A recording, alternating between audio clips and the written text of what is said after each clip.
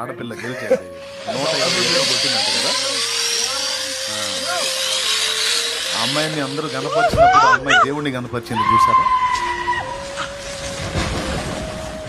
నాకు తెలిసి కోట్ల మంది చూస్తారు అది.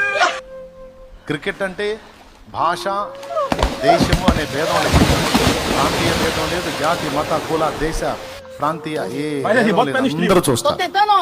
అంతమంది వింటుండగా అమ్మాయి యేసు ప్రభుని మొదట గణపరిచింది, తల్లిదండ్రుల్ని గణపరిచింది. నేను సంతోషించాను ప్రభువుని బట్టి, రెండు అమ్మాయిని బట్టి కాదు. ఎలాంటి స్థలంలో నిలిచిన క్రీస్తుకు సాక్షిగా ఉంటున్నట్లు అమ్మాయిని పెంచారు చూడు తల్లిదండ్రి.